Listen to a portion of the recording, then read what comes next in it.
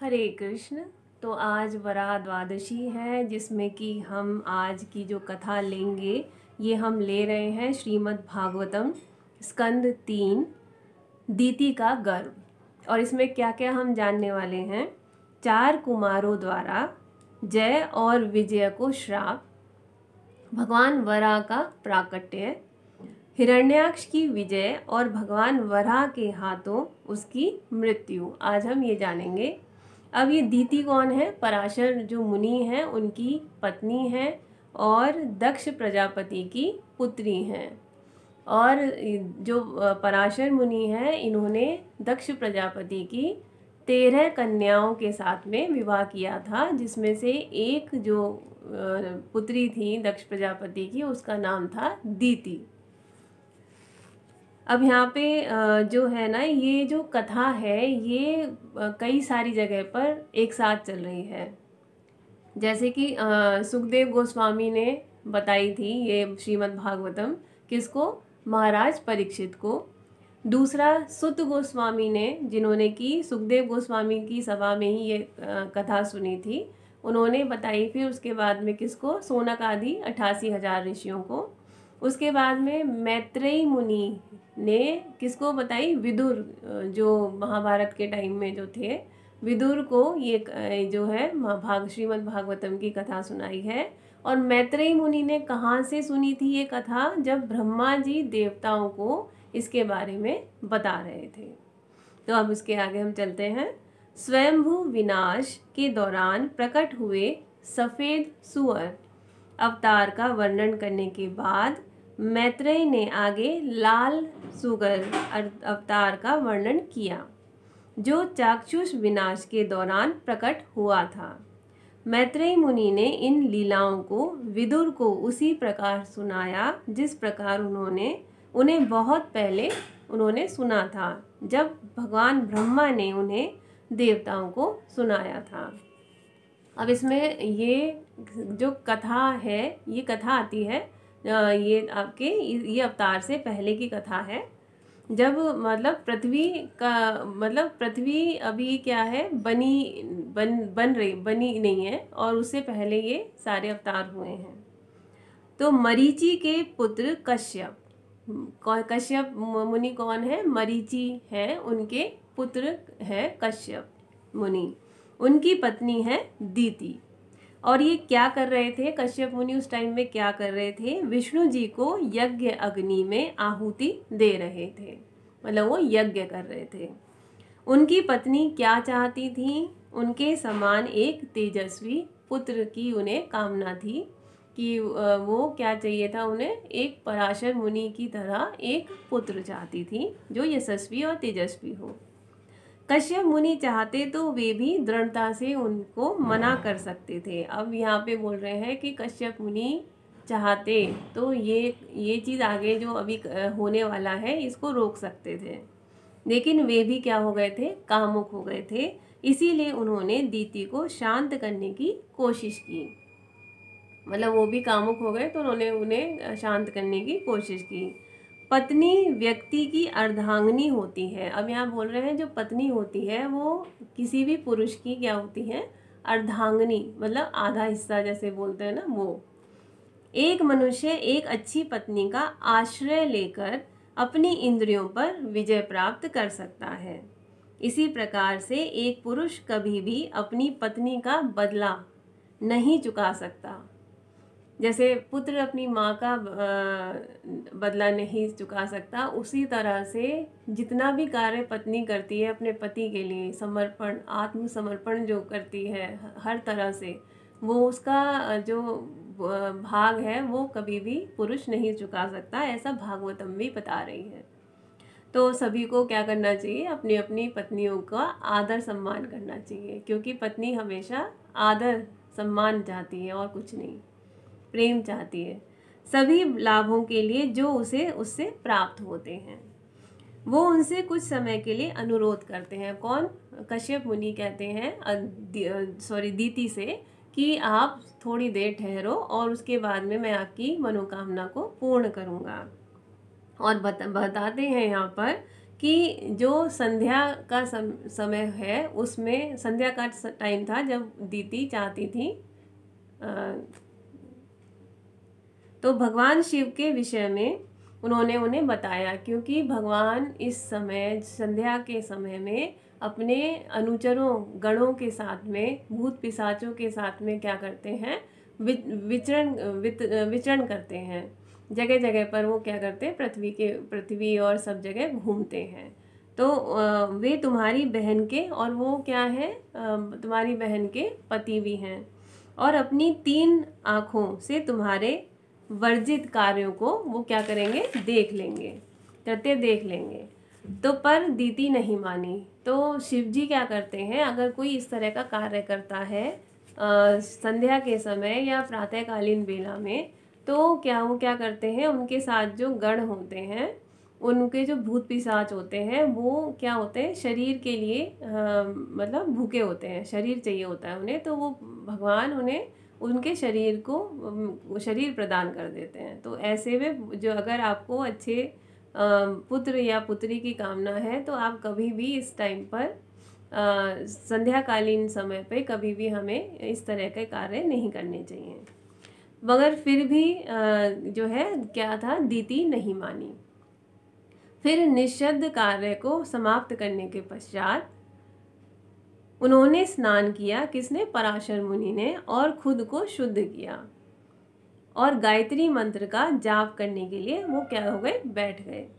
दीति को जब होश आया तो वह कश्यप मुनि से बोली कि कृपया सुनिश्चित करें कि भगवान शिव मेरे भ्रूण को ना मारे, मतलब वो जो है इन्हें ना मारे, क्योंकि मैंने उनके प्रति बहुत बड़ा अपराध किया है, मतलब जान के भी जब आप ऐसा कर रहे हो।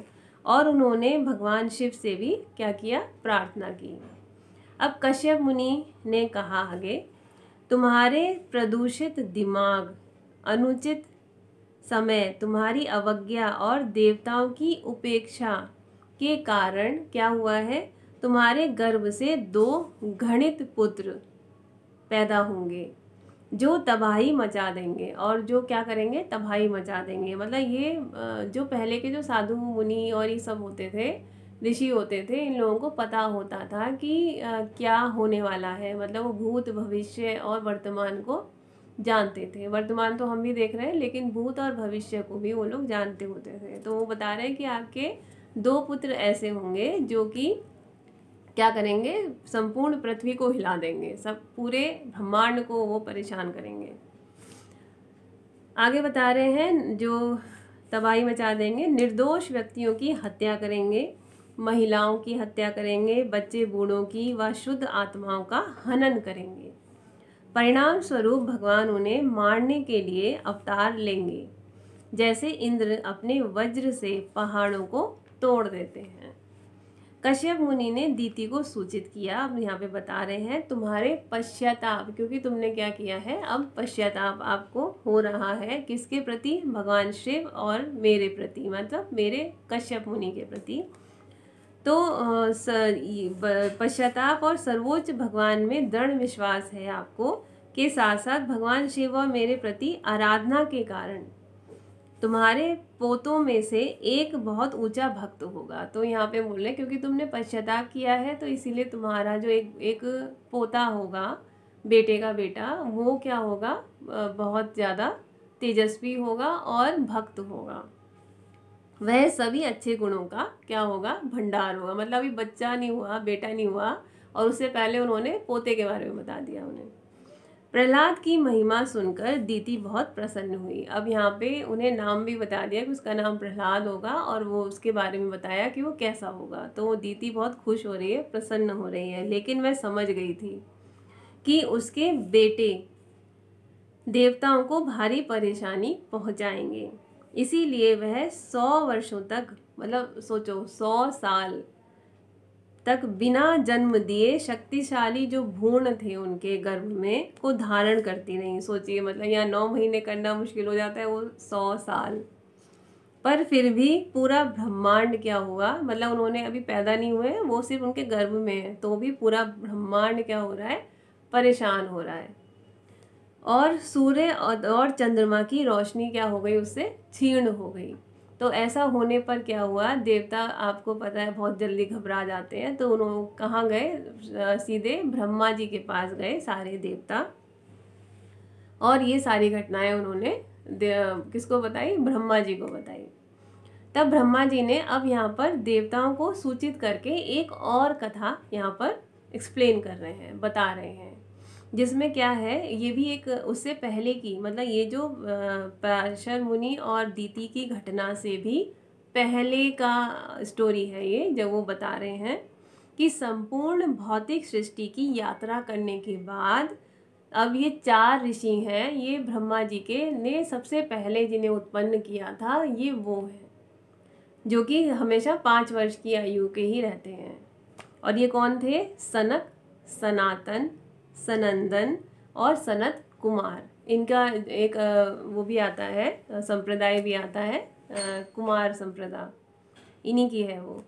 तो आध्यात्मिक आकाश में प्रवेश, और ये क्या हुआ, जब इन्होंने पूरी सब जगह क्या किया, विचरण किया, तो उसके बाद ये कहाँ चले गए, आध्यात्मिक आकाश में इन्होंने प्रवेश किया, जहाँ वैकुंठ ग्रह स्थित हैं, है ना, परम व्योम जिसे कहते हैं, परम व्योम के आकाश में ये चले गए, जहाँ पर क्या होते हैं, वैकुंठ होते हैं।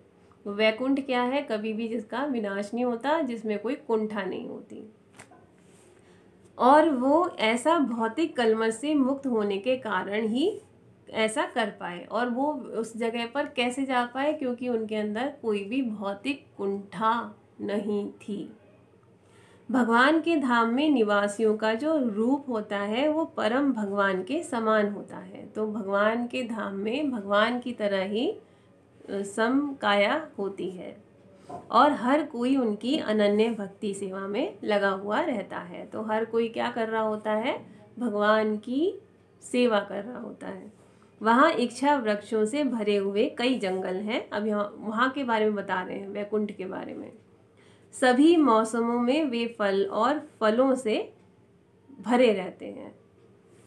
वैकुंठ के निवासी अपनी सुंदर पत्नियों के होते हुए भी सभी परम भगवान के चरित्र और लीलाओं का निरंतर निरंतर क्या करते हैं, गान करते हैं। वो यहाँ बताना चाह रहे हैं कि उनकी जो पत्नियां हैं वो अप्सराओं की तरह सुंदर हैं, लेकिन फिर भी वो सारे क्या कर रहे होते हैं, भगवान की लीलाओं का, भगवान की कथाओं का श्रवण तथा कीर्तन कर रहे होते हैं। परम भगवान के चरित्र और लीलाओं का निरंतर गायन करते हैं।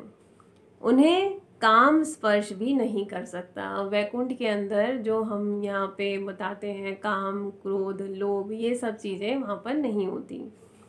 अब यहाँ एग्जाम्पल दे रहे हैं, मधुमक्खियों का राजा जिस तरह से भगवान की महिमा गाते हुए ऊंचे स्वर में गुंजन करता है, तो कोयल, सारस, चक्रवाक, हंस, तोते और मोर अस्थायी रूप से सुनने के लिए अपना गायन रोक देते हैं। यद्यपि चंपक, बकुला, पारिजात और कमल जैसे फूल अलौकिक रूप से सुगंधित होते हैं, मतलब इसमें दिव्यता के बारे में बता रहे हैं, फिर भी वे तुलसी की तपस्या के प्रति सचेत रहते हैं। फिर भी वो क्या बता रहे हैं कि वो तुलसी जी की जो उन्होंने तपस्या की थी उसके लिए क्या रहते हैं, सचेत रहते हैं। क्यों? क्योंकि भगवान को तुलसी पत्र, तुलसी बहुत ज़्यादा प्रिय है, और यहाँ तक कि भगवान जो है ना, भोग भी बिना तुलसी के पत्र के नहीं लगाते हैं। वो कहते हैं पत्रम पुष्पम फलम तोयम। पत्र यानी कि तुलसा जी, पत्रम पुष्पम मतलब कोई भी फूल, फलम फल, और तोयम मतलब पानी। आप इसका भी अगर मुझे भोग लगाते हैं तो भी भगवान क्या होते हैं, संतुष्ट होते हैं। तो यहाँ बता रहे हैं कि तुलसा जी की महिमा कितनी है, और कैसे भगवान स्वयं को अपने पत्तों की माला पहनना पसंद करते हैं, मतलब तुलसी माला पहनना पसंद करते हैं, और वैजंती माला फूलों की वो पहनते ही हैं। वैकुंठ की महिलाएं भाग्य की देवी की तरह बहुत सुंदर हैं, फिर भी वे सर्वोच्च भगवान की कृपा प्राप्त करने के लिए संगमरमर की दीवारों की सफाई करते हुए देखी जा सकती हैं। और वो ऐसा क्यों कर रही हैं? भगवान को संतुष्ट करने के लिए, खुश करने के लिए। और भले ही वहाँ पे कोई धूल नहीं है, फिर भी वो क्या कर रही हैं? सफाई कर रही हैं उसकी। तो ये उन्होंने बताया है वैकुंठ के बारे में। और यहाँ पे बोल रहे हैं कि क्या हुआ जब वैकुंठ में ये चारों जो सनक, सनातन, सनंदन और सनत कुमार, ये चारों जो है 5 वर्ष के ऋषि हैं, जब इन्होंने 6 द्वार पार कर लिए तो 7वें द्वार पर कौन खड़े थे? जय और विजय वहाँ पर खड़े हुए थे, जिन्होंने इन चारों को क्या किया? उस द्वार पर रोक लिया। और रोक लिया, रोकने पर अब क्योंकि इनके अंदर, इन चारों के अंदर बहुत ज़्यादा कुंठा हो रही थी। कुंठा मतलब कि कुंठा गलत वे में नहीं, कुंठा मतलब जिज्ञासा और जानना और देखने के लिए कि जो ब्रह्मा जी ने उनको बताया था कि भगवान ऐसे हैं, ऐसे हैं, तो वो क्या करना चाहते थे? भगवान के दर्शन करना चाहते थे। तो उसके लिए उन्हें क्या आया? बहुत ज़्यादा क्रोध आया। और क्रोध भी क्यों आया? क्योंकि भगवान के वैकुंठ में जो ऋषि मुनि हैं वो ऐसे ही आ जा सकते हैं। और इन्होंने क्या किया? जय और विजय ने इन लोगों को, इन चारों को वहीं पर रोक दिया। अब रोकने के कारण ये चारों क्या हुए? क्रोधित हो गए।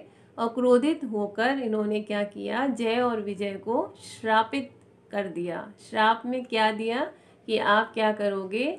जो भौतिक लोक है, भौतिक लोक में आप जाएंगे और इसी तरीके से क्या करेंगे? सेवा भाव करेंगे। और वहाँ पर मतलब आपको पृथ्वी लोक पर जाना पड़ेगा, जो कि क्या है? दुखालयम है। वहाँ पर आपको जाके भोग करना है। ये सुनकर जो द्वारपाल थे, उन्हें बाद में ऐसा एहसास हुआ कि उन्होंने कुछ गलती की है। तो उन्होंने बोला कि नहीं, आप कि जो हमने जो गलती की है उसकी अगर क्षमा मिल सकती है, हमें नहीं लगता कि क्षमा मिलेगी, लेकिन फिर भी हम आपसे क्षमा प्रार्थी हैं। ऐसा सुनकर क्या हुआ? जो विष्णु जी हैं वो अपनी भाग्य देवी के साथ में वहाँ पर आए, गरुड़ पर बैठ के। उन्होंने जो चारों ऋषि कुमार थे उन्होंने उनको बोला, क्योंकि वो जो द्वारपाल थे जय और विजय, उन्होंने ऋषियों का अपमान किया था। तो ऋषियों के अपमान की वजह से जो उन्हें श्राप मिला था, हालांकि वो उसको खंडित भी कर सकते थे, लेकिन उन्होंने उसको मान लिया कि हाँ ये इसको भोगेंगे, इनको भोगना ही है। लेकिन क्योंकि वो निरपराध थे, क्योंकि वो अपना कार्य कर रहे थे, मतलब वो उनका काम था, वो द्वारपाल थे, वो कार्य कर रहे थे, तो उन्होंने उनको बोला क्योंकि ये मेरे सर्वेंट हैं। और सर्वेंट कौन होते हैं? जो मतलब अगर सर्वेंट कोई गलती करता है, मतलब सेवक अगर कोई गलती कर रहा है, तो वो जिसका सेवक है उसका सेवक का वो मतलब वो जिम्मेदार होता है। तो भगवान ने, विष्णु ने कहा कि मेरी जिम्मेदारी है, ये मेरे सेवक हैं, इसीलिए ये गलती मेरी है। तो उसके लिए मैं आपसे, भगवान कह रहे हैं उनसे कि मैं आपसे क्षमा प्रार्थी हूँ। लेकिन जो चारों कुमार थे वो उनके रूप को देख के, जो ब्रह्मा जी ने उन्हें पहले एक्सप्लेन किया था कि भगवान ऐसे हैं, उनको रूप को देख के उन्हें सादर नमस्कार करते हैं, उनकी स्तुति गाते हैं, उनकी 4 परिक्रमाएं करते हैं। और क्या करते हैं? और उनको समझ नहीं आ पाता कि एक्चुअली भगवान क्या कहना चाह रहे हैं, क्योंकि भगवान की सारी जितनी भी ये सारी लीलाएं हैं। क्योंकि कोई भी अपने आप कोई कार्य कर ही नहीं सकता है, जब भगवान की इच्छा होती है तभी कोई भी कार्य कर सकते हैं। तो भगवान ने कहा कि अब जय और विजय को बोला कि आपको मैं, क्योंकि आप निरपराध भी हैं, तो मैं आपको 2 ऑप्शन दिए उन्होंने कि या तो आप 7 जन्मों तक मेरे लिए आप नीचे जाएंगे, मतलब 7 जन्म आपको लेने पड़ेंगे, तब आप जो है वापस कहाँ आएंगे? वैकुंठ लोक में आ सकते हैं मेरे पास। या फिर आप मुझसे द्वेष भाव रखे, या फिर आप मुझसे क्या करो? द्वेष भाव रखो, और फिर क्या करो? फिर आप मेरे धाम पे आ सकते हो, मेरे शत्रु बन के आप जो है हमेशा मेरा चिंतन करेंगे, और फिर आप मेरे धाम पे आ सकते हैं। तो जो जय और विजय थे उन्होंने कहा 7 जन्म तो बहुत ज़्यादा है, हम 3 जन्मों में ही आपके शत्रु बन के ही सही, लेकिन हम जल्दी वापस आना चाहते हैं वैकुंठ लोक में। तो जो उनका जो पहला जन्म हुआ वो था हिरण्याक्ष और हिरण्यकश्यप के रूप में उनका जन्म हुआ। तो हिरण्याक्ष जो थे जया थे और हिरण्यकश्यप कौन थे, विजय थे। और उसके बाद में उनका जन्म हुआ रावण और कुंभकर्ण के रूप में, तीसरा जन्म, दूसरा जन्म। और तीसरा उनका हुआ ये आपके मैं भूल रही हूँ अभी उनका नाम, दंतवक्र और एक और है जरासंध और दंतवक्र के रूप में तीसरा जन्म हुआ। और चौथा जो बताया जाता है कलयुग में वो ये आपका कौन है, एक और है उनका जन्म हुआ है, तो मैं अभी बोलते बोलते भूल गई हूँ। ये आपका जदाई और मदाई के रूप में उनका चौथा जन्म माना जाता है। तो वैसे तो 3 ही बोले थे और 3 के बाद में वो वापस चले गए थे, तो चौथा जो माना जाता है जदाई और मदाई के रूप में माना जाता है, जो कि चैतन्य महाप्रभु के टाइम पर थे।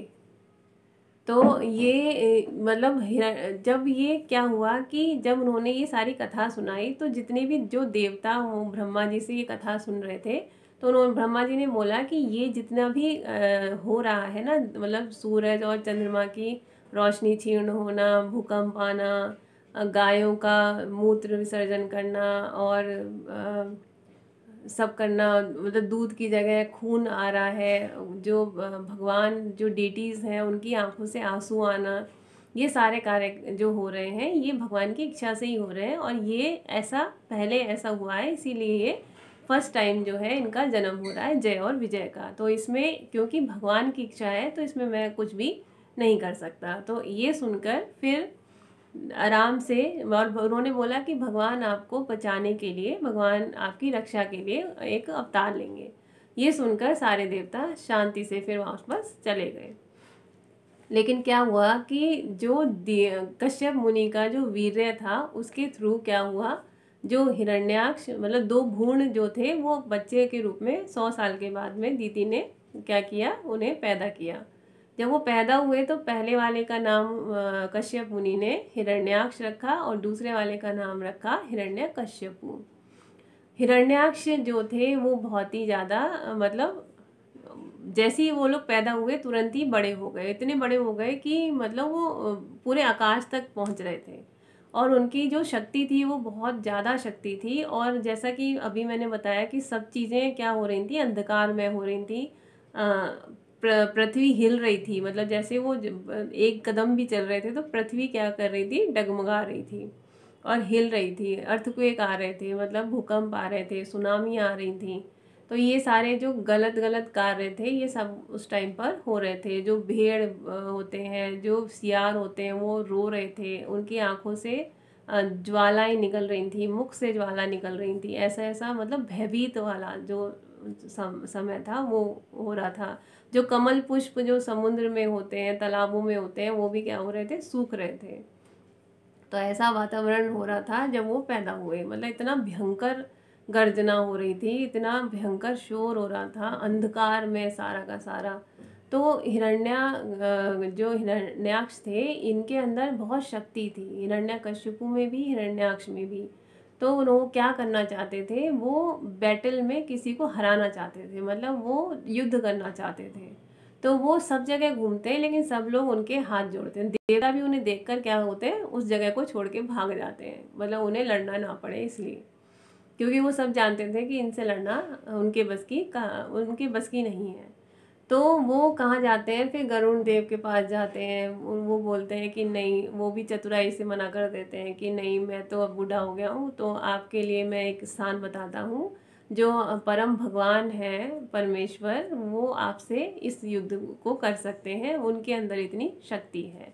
तो वो फिर भगवान को ललकारते हैं। वो क्या करते हैं, पृथ्वी को समुद्र में ले जाते हैं, आपको सब ये पता है स्टोरी, वहाँ ले जाते हैं। और जो है भगवान फिर क्या करते हैं, ब्रह्मा जी के नथुने से क्या होता है, एक अवतार होता है जिसे वराह का नाम दिया जाता है, वराह अवतार। वो एक अंगूठे के समान होते हैं, लेकिन जैसे ही पैदा होते हैं तो एक हाथी के समान हो जाते हैं। और वो कैसे होते हैं, श्वेत होते हैं। और उनके जो बाल होते हैं वो बहुत ही ज़्यादा हार्ड मतलब हार्ड होते हैं, और सारे जितने भी देवी देवता होते हैं वो सारे जब वो उत्पन्न होते हैं, प्रकट होते हैं, तो वो उनकी आराधना करते हैं, स्तुति करते हैं, क्योंकि उन्हें पता होता है कि ये किसके अवतार हैं, साक्षात परम भगवान के अवतार हैं। तो आगे वो क्या करते हैं फिर, वराहदेव और हिरण्याक्ष की क्या होती है, लड़ाई होती है, और जिसमें कि वो पहले तो वराहदेव उससे खेलते हैं, मतलब उसको धीरे धीरे मतलब लड़ाई करते हैं उसके साथ में, और हालांकि वो एक ही बार में उनको पराजित कर सकते थे, लेकिन वो क्या करते हैं, उनको उनके साथ खेलते हैं पहले शुरू में, और फिर बस एक ही घूसे में वो क्या करते हैं, लास्ट में उनका समाप्त कर देते हैं उनको। तो ये थी और क्या करते हैं फिर, अप्रकट हो जाते हैं। तो भगवान हमेशा अवतार लेते हैं, जो हम जैसे हम लोग हैं, ऋषि मुनि हैं, शुद्ध भक्त हैं, उनको बचाने के लिए, उनके स्वाभिमान को बचाने के लिए वो क्या करते हैं, अवतार लेते हैं, और दुष्टों का नाश करने के लिए वो अवतार लेते हैं।